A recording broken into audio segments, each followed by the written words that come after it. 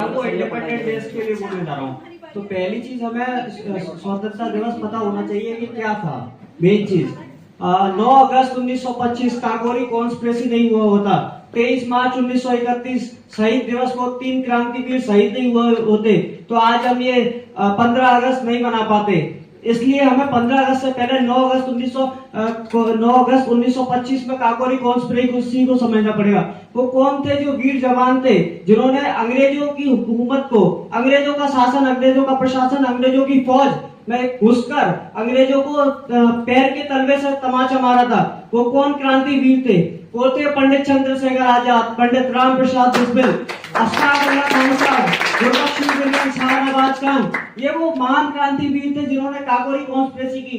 आज हमारा इतिहास को इतना बदल दिया गया कि हम यूथ को कुछ पढ़ाया ही नहीं गया। काकोरी कॉन्स्पिरेसी को पढ़ाई गई लेकिन काकोरी कॉन्स्पिरेसी के हीरोज का हमें कभी नहीं पता चला। आज हमें जो पता चलता है वो चर्ची हीरोज के बारे में बताया जाता है, लेकिन जो रियल हीरोज थे भारत के, उसके लिए हमें कभी नहीं।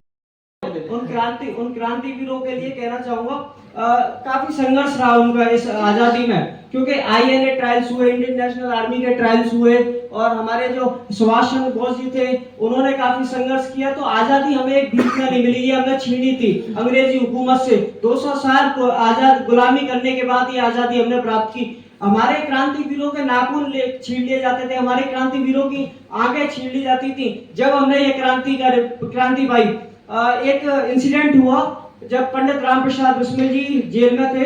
जब उनकी माताजी उनसे मिलने आई तब वह अपनी माताजी से कहते हैं कि ए माँ जब आए तेरी आंखों में आंसू तो उस आंसू को छिपा लेना।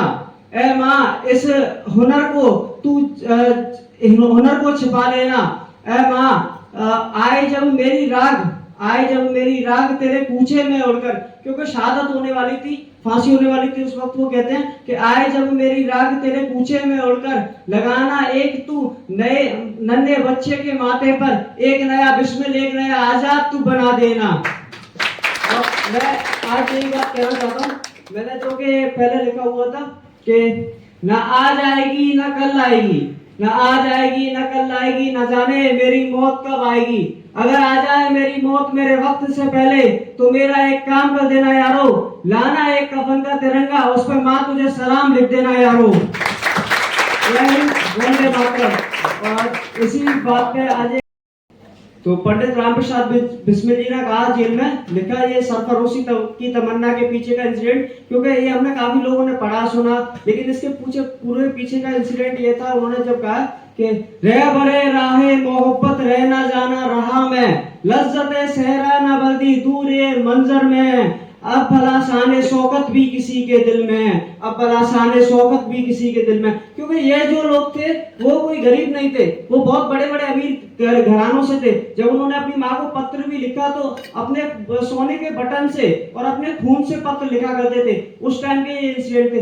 रह बरे राहे मोहब्बत रहना जाना रहा मैं, लज्जते सहरा न बल्दी दूर ये मंजर में है, अब भला शाने शौकत भी किसी के दिल में। करता नहीं क्यों मैं दूसरा कुछ बातचीत, मैं देखता हूँ जिसे वो चुप तेरी महफिल में है। ऐ शहीद मुल्लत शौकत मिशार, मैं तेरे ऊपर मिशार, अब भला तेरी हिम्मत का चर्चा गैर की महफिल में है, तेरी हिम्मत का चर्चा गैर की महफिल में।